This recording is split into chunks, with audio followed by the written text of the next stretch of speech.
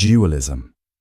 The philosophical belief that reality is fundamentally composed of two distinct and irreducible substances or principles, most commonly, mind and matter. Elara was a brilliant inventor, her workshop a chaotic symphony of gears, wires, and half-finished contraptions. Her mind, a whirlwind of abstract ideas and intricate designs, felt boundless, capable of conjuring wonders from thin air. But her body, she often felt, was a clumsy, unreliable vessel, prone to fatigue, illness, and the frustrating limitations of the physical world. This constant tension fueled her fascination with the ancient philosophy of dualism. One day, she embarked on her most ambitious project yet, the cognito-mech, a robotic body designed to be controlled entirely by thought. She envisioned a perfect synergy, her brilliant mind finally unshackled from the constraints of flesh and bone. Years passed in a blur of tireless work. Finally, the cognito-mech stood complete, a sleek, humanoid form, crafted from polished chrome and intricate circuitry. With a mix of trepidation and excitement, Elara prepared for the initial connection. She donned a neural interface headset, its delicate sensors designed to translate her thoughts into electrical impulses for the robot. The moment of activation was profound. Through the cognito-mech's sensory array, Elara experienced the world in a new way. She felt the cool touch of the metal skin, the precise movements of the articulated limbs, the enhanced clarity of the optical senses. It was exhilarating, like inhabiting a younger, stronger version of herself. But as days turned into weeks, a subtle unease began to creep in.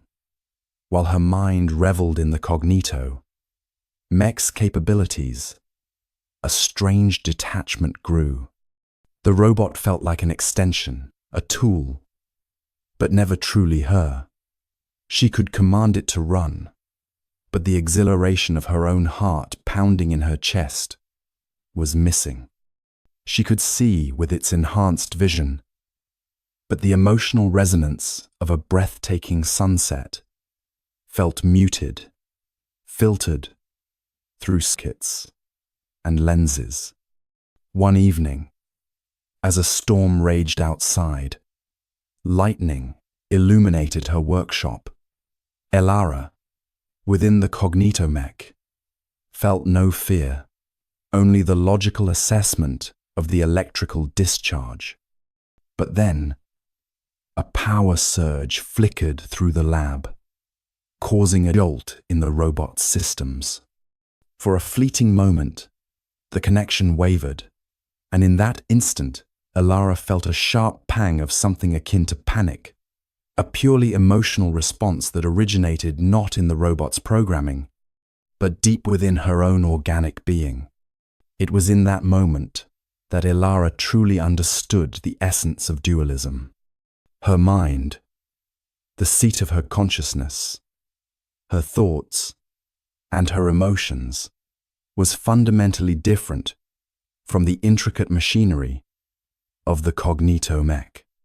While the robot could mimic actions and process information, it lacked the subjective experience, the intrinsic feeling that defined her existence. She deactivated the cognito-mech, stepping out of the neural interface. The familiar weight of her own body felt strangely comforting. She looked at the robot standing inert in the corner, a testament to her ingenuity, but also a stark reminder of the fundamental divide. Elara continued to invent, but her focus shifted. She no longer sought to transcend the limitations of her physical form, but rather to understand the intricate dance between her inner world and the external reality, the enduring history of mind and matter, forever distinct, yet inextricably linked. Metaphysics is the branch of philosophy asking fundamental questions about the nature of reality, existence, and being itself. It explores concepts like time, space, causality, identity, and the relationship between mind and matter, essentially asking, what is truly real and what does it mean to be? Liam was a stonemason, a man who believed only in what he could touch and shape. His reality was granite, marble, the weight of the hammer, the resistance of the chisel, thoughts, feelings. Those were just echoes in the skull, byproducts of the solid, tangible body. He trusted his hands, his muscles, the undeniable physical world. One sweltering afternoon, high on a scaffold, restoring an old cathedral gargoyle, the heat and repetitive motion lulled him into a state of deep focus. He chipped away, lost in the rhythm. Suddenly, the hammer felt impossibly heavy, as if wielded by someone else. Then, for a split second, his perspective shifted. He wasn't just looking out from his eyes. He was also faintly aware of watching himself, Liam, the stonemason, from a few feet away, as if his consciousness had momentarily drifted from his body like smoke. The sensation vanished as quickly as it came, leaving him sweating and unnerved, clinging to the stone.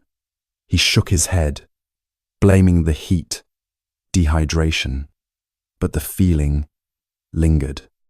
Days turned into weeks, and Liam started noticing other strange disconnects.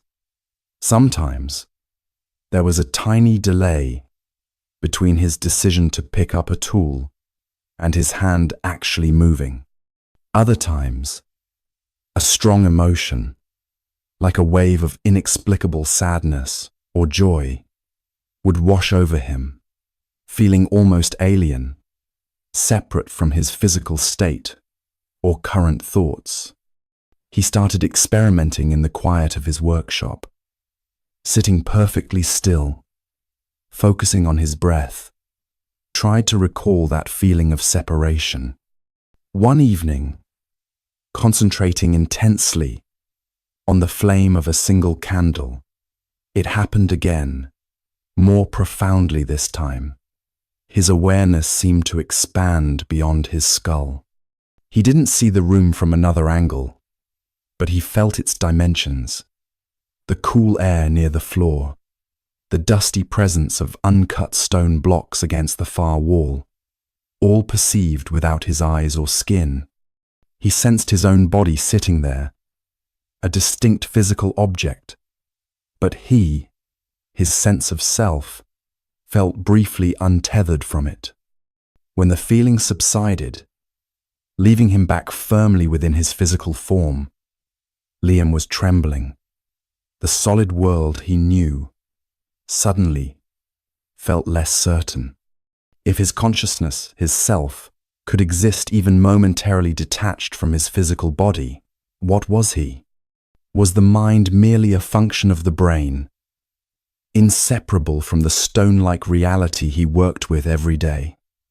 Or was it something else, something non-physical, inhabiting the vessel? Liam looked at his calloused hands, the tools of his trade, and for the first time, questioned the fundamental connection between the thinker and the physical form, pondering the very nature of his own existence. The fundamental, underlying principle or substance from which all things originate. The old woman, Elara, lived in a small village, nestled beside the whispering river. For generations, her family had been the keepers of the river's stories, its ebbs and flows mirroring the lives of the villagers.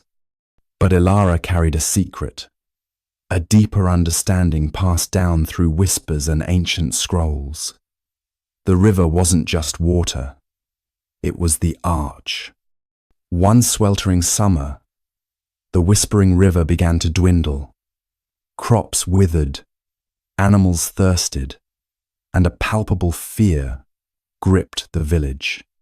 The younger generation, quick to despair, spoke of digging deeper wells, of seeking water from the distant mountains. But Elara remained calm. "The river is not gone," she told them, her voice raspy but firm. "It has merely changed form. Remember the teachings. All things come from the ark, and to the ark they shall return." She led them to the parched riverbed, now cracked and dry under the relentless sun. "Look closely," she instructed, pointing to the smooth grey stones. "What do you see?" The villagers mumbled about rocks and dust. Elara smiled gently. "These stones," she said, picking one up, "were once carried by the water. They were shaped by its constant flow, smoothed by its touch. The water may not be visible now, but its essence remains within these stones, within the very earth beneath our feet." She then pointed to the sky, where dark clouds were beginning to gather. "And look there," she said. "The heat of the sun draws the water upwards, transforming it into vapor, into clouds. Soon, it will return to us in a new form, nourishing the land once more." As if on cue, the first drops of rain began to fall. The villagers watched in awe as the dry earth drank deeply, the parched riverbed slowly beginning to fill. Elara watched with them, her eyes filled with wisdom. "Never forget," she said, her voice now stronger, "that the forms may change, but the fundamental principle, the arsh, remains constant. Whether it flows as a river, falls as rain, or rests as stone, it is all connected, all part of the same source." From that day forward, the villagers not only respected the whispering river, but also understood its deeper significance. They learned that even in times of scarcity and change, the underlying essence of life, the ark, persisted, constantly transforming and renewing itself. And they remembered the old woman's words, finding comfort in the cyclical nature of existence, knowing that from the fundamental source, all things would eventually return and be reborn. Monism, the philosophical belief that reality is fundamentally composed of only one substance or principle. The young artist, Anya, felt a constant disconnect. She saw the world in fragments, the vibrant red of a poppy, the stark grey of a city building, the fleeting blue of a jay's wing. Each seemed separate, distinct, a lone note in a chaotic symphony. Her paintings, though technically skilled, lacked a certain depth, a unifying harmony that eluded her. One day, an old mystic named Silas arrived in her village. He lived in a simple hut on the edge of the forest and was known for his profound understanding of the world. Anya, feeling lost, sought him out. "Master Silas," she said, "I see the world in so many pieces. I can't seem to capture the underlying connection in my art." Silas smiled, his eyes crinkling at the corners. "The pieces you see, child, are but different expressions of the same whole. Imagine an ocean. You see waves, currents, depths, and the surface reflecting the sky. Are these separate entities, or are they all just different forms of the same water?" Anya pondered this. "I suppose they are all water," she conceded. "Just so," Silas replied. "And the world you perceive is like this ocean. The poppy's red, the building's grey, the jay's blue. They are all manifestations of a single, underlying reality. It is the same energy, the same essence, taking on different forms." He then picked up a smooth grey stone from the ground. "Consider this stone. It feels solid, unyielding. But if you were to break it down to its smallest components, you would find atoms, constantly vibrating, full of energy. This energy is the same energy that animates the poppy, that builds the city, that allows the jay to fly. It simply manifests differently." Silas then pointed to a nearby tree, its leaves rustling in the gentle breeze. The tree takes nourishment from the earth, breathes the air, drinks the rain. It seems separate from the earth, the air, the rain, yet it is utterly dependent on them.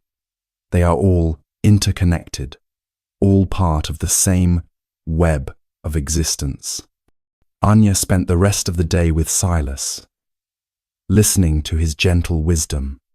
He showed her how the sunlight that warmed her skin also nourished the plants, how the wind that rustled the leaves carried the scent of distant flowers. He didn't teach her new techniques, but he shifted her perspective. Returning to her studio, Anya looked at the world with fresh eyes. She no longer saw isolated objects, but rather a continuous flow of energy, taking on different forms. She began to paint, not just the surface appearances, but the underlying connections, the shared essence. Her colors seemed to blend more harmoniously. Her compositions felt more unified, imbued with a sense of interconnectedness. Her art finally captured the depth and harmony she had been seeking, reflecting the profound truth of monism, that despite the apparent diversity of the world, everything is ultimately one.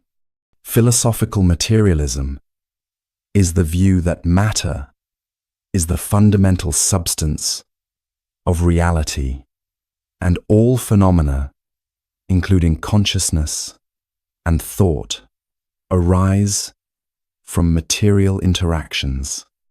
There's no separate spiritual or non-physical realm.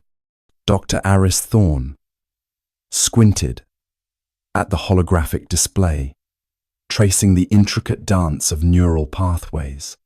His lab, usually humming with the quiet efficiency of machinery, felt oddly still tonight. He was mapping the precise electrochemical cascade associated with complex emotions, specifically the feeling of profound connection, often described in near mystical terms. For Thorne, however, mysticism was just poorly understood neurochemistry. Everything, from a thought to a feeling, was ultimately reducible to physics and biology. Suddenly, the main sensor array monitoring ambient energy fields flared erratically, lines jagged across the screen, displaying chaotic bursts of energy unlike any instrument error or known local interference. Simultaneously, a wave of intense, unexpected euphoria washed over Thorne, a feeling of boundless connection, almost overwhelming in its clarity. It mirrored precisely the subjective state he was trying to map. His scientist's mind didn't jump to ghosts or otherworldly forces. Instead, his immediate thought was contamination, signal interference, or a direct neural stimulation artifact from the equipment. He systematically checked readings, background radiation, electromagnetic fields, outside the immediate test chamber, atmospheric pressure, all stable. The anomalous energy spikes were highly localized, centered around the experimental neural interface he was calibrating. The feeling he experienced wasn't vague. It had a distinct, almost electrical quality, coinciding perfectly with the energy bursts. "Okay, Aris," he muttered, fingers flying across a console. "What physical process can cause both localized energy spikes and targeted neural excitation, mimicking euphoria?" He ran diagnostics on the neural interface. Deep within the logs, he found it, a microscopic fissure in a novel superconducting coil, interacting unpredictably with the containment field. The interaction wasn't just causing random noise. Theoretical models suggested it could generate a complex, resonant frequency, one that might, purely by chance, mimic the precise neural firing patterns associated with feelings of connection and awe. The energy spikes weren't an external phenomenon. They were a byproduct of the malfunctioning device directly stimulating his brain. The feeling wasn't evidence of something non-physical. It was the physical event itself, experienced subjectively. With careful adjustments, Thorne bypassed the damaged coil. The energy spikes vanished from the sensors. The overwhelming euphoria abruptly ceased, leaving only the familiar, low hum of the lab and the cool glow of the displays.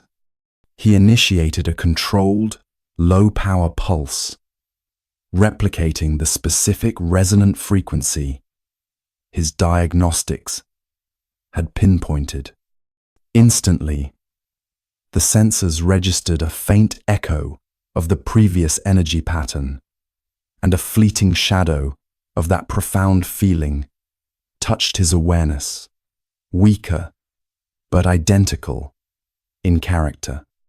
Leaning back, Thorne felt a surge of satisfaction, entirely different from the machine-induced euphoria. It was the profound, earned feeling of understanding. The mystical experience wasn't mystical at all. It was just physics, complex, unexpected, but ultimately material. Consciousness, emotion, even the most sublime feelings were emergent properties of matter and energy interact in the intricate machine of the brain. The universe wasn't whispering secrets. The machine was simply showing how the feeling itself was constructed, atom by atom, impulse by impulse. Philosophical idealism suggests that reality is fundamentally mental, or based on consciousness. Essentially, our ideas and minds shape or even constitute the world we perceive. Elara stared at the canvas, frustration tightening her chest. The landscape, meant to be serene, felt dull, lifeless, The clouds wouldn't capture the light. The river looked flat. Sighing, she closed her eyes, leaning back in her worn wooden chair. Instead of just thinking about the painting, she tried something different. She didn't just visualize the perfect, soft edge of a sunlit cloud. She felt it, poured her entire conscious awareness into the idea of that specific shape, that exact blend of white and gold. She imagined the lightness, the ephemeral quality, holding the pure concept in her mind. When she opened her eyes, she gasped. There, on the canvas, exactly where she had focused her intention, was the cloud, not just painted, but seemingly realized, glowing softly with the precise light she had conceived. "No," she whispered, touching her temple. Tired eyes, too much coffee, but doubt gnawed at her. She focused again, this time on a patch of muddy green, intended to be lush grass. She didn't picture painting it. She pictured the essence of vibrant, sun-drenched grass, the feel of it beneath bare feet, the fresh, earthy smell, the way each blade caught the light. She held on to this complex idea, this mental construct of perfect grass. She looked. The patch on the canvas shimmered. It wasn't just green paint. It looked alive. She could almost smell it. Hesitantly, she reached out and touched the surface. It felt like dry paint, yet her perception insisted it was more. Her heart hammered. Was the canvas merely reflecting her mind? Was the physical act of painting just a ritual, while the true creation happened within her consciousness? She looked away from the easel, out the window of her small studio apartment. Below, on the fire escape, sat a small, neglected pot with a withered, brown stem. Taking a deep breath, Alara focused on the dead plant. She didn't imagine watering it or giving it sun. She focused purely on the idea of life, of vibrant green unfurling, of resilience and growth. She poured her mental energy, her belief in its potential to be alive, into the concept of the plant flourishing. She watched, holding her breath. A minute passed. Then another. Just as she was about to dismiss it, a tiny speck of impossible green appeared at the base of the brown stem. It was minuscule, barely visible, but it was undeniably new. Ella looked at her hands, then back at the burgeoning life on the fire escape, and then at her painting, now vibrant and alive in a way paint alone could never achieve. The line between her mind and the world suddenly seemed incredibly, terrifyingly thin. Was reality itself waiting for her conscious thought to give it form? The studio, the city beyond, the sky above, were they all just canvases, waiting for the brushstrokes of her mind? The thought was overwhelming, dizzying, and utterly transformative. The world, she realized, might just be what she made of it. Ontology, in essence, is the philosophical study of being and existence. It asks fundamental questions like, what is real? And what does it mean for something to exist? Our story begins with a young apprentice philosopher named Anya. She lived in a serene monastery, nestled high in the whispering mountains. The elder monks spent their days in contemplation, their discussions often revolving around the nature of reality. Anya, eager to grasp these profound concepts, found herself particularly drawn to ontology. One day, while exploring the ancient library, Anya stumbled upon a hidden scroll. It spoke of a mythical mirror of being, an artifact said to reflect the true essence of all things. Legend had it that gazing into this mirror could reveal not just what something appeared to be, but its fundamental nature, its very being. Intrigued, Anya embarked on a quest to find this legendary mirror. Her journey took her through dense forests and across rushing rivers. Finally, after weeks of travel, she arrived at a secluded cave, the scroll's description matching perfectly. Inside the cave, bathed in an ethereal glow, stood a large, ornate mirror. Its surface shimmered with an otherworldly light.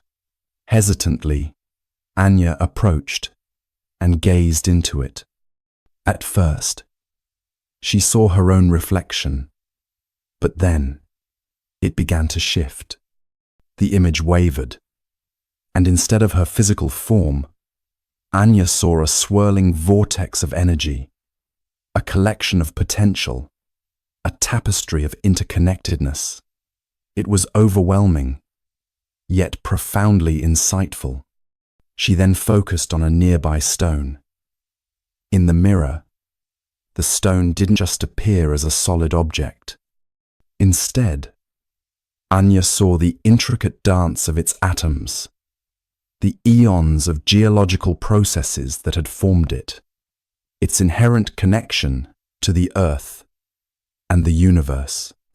Anya spent hours gazing into the mirror of being, observing a single leaf transform into a complex system of photosynthesis, a drop of water revealing its molecular structure and its role in the cycle of life. Each reflection unveiled not just the what, but the why and the how of existence, offering a glimpse into the fundamental being of everything.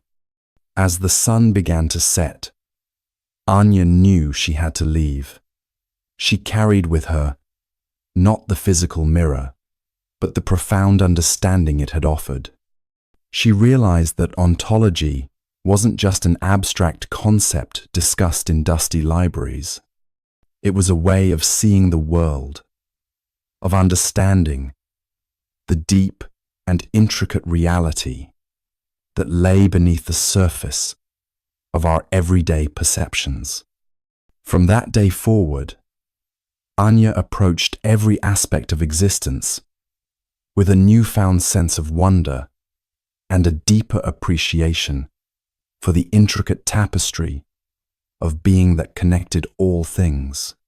Philosophical atomism suggests that the entire universe is composed fundamentally of incredibly tiny, indivisible, and indestructible particles called atoms, moving within an infinite void or empty space.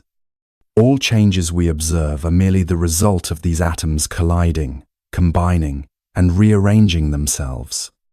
Lena gently brushed away centuries of dust from a pottery shard. In the quiet sanctuary of the museum's restoration lab, she pieced together fragments of the past. Today, it was an ancient Greek amphora, shattered but recoverable. As she leaned closer, adjusting the magnifier lamp, the ceramic surface beneath the lens seemed to shift. It wasn't a blurring of vision. Instead of seeing a solid, continuous surface, she perceived an unbelievably dense swarm of minuscule points, vibrating intensely, jostling against each other like cosmic sand. Between them were infinitesimal gaps, moments of pure nothingness, the void. The shard wasn't truly solid. It was an intricate configuration of these countless particles, locked temporarily in a pattern. Startled, she looked up at her own hand, gripping the delicate tweezers. The same perception hit her, not solid flesh and bone, but a cloud of atoms, unimaginably numerous, constantly trembling, defining the shape of her fingers. The metal tweezers, the wooden workbench, even the air itself. Just different densities and arrangements of atoms moving through empty space. The world felt suddenly precarious, its apparent stability, an illusion, solidity, dissolved into a frantic, microscopic dance. A heavy truck rumbled past on the street outside, and Lena watched, fascinated, as the vibration traveled through the floor and up the table leg, not as a single wave, but as a cascade of atom bumping against atom, transferring motion through the void. A few near-microscopic particles dislodged from the shard's edge, tumbling away. It wasn't decay in some mysterious sense. It was simply a physical rearrangement. Atoms knocked loose from their configuration. She glanced at a previously restored statue standing proudly in the corner. She no longer saw an unchanging monument. She saw a temporary structure, a specific arrangement of atoms that had once been part of rock, soil, maybe even other living things. And inevitably, through countless future collisions and interactions, those atoms would eventually disperse, separating and perhaps reforming into something entirely new, countless eons later. Its current form was just one frame in an infinite cosmic movie. This new perception changed how she worked. Fitting two shards together became less about matching visible edges and more about sensing how the underlying atomic structures could best interlock, minimizing the void between them, allowing the natural forces between the atoms to hold them in a stable pattern. She finished her work for the day and stood by the window, looking down at the bustling city street. Cars, buildings, people rushing by, all just complex, temporary configurations of atoms. Patterns of matter moving, colliding, separating, and rooming within the vast emptiness. There wasn't an inherent purpose she could see, just the endless, intricate, and inevitable dance of fundamental particles, governed by their interactions. The world had lost its comforting solidity, but gained a stark, fundamental, and strangely beautiful simplicity.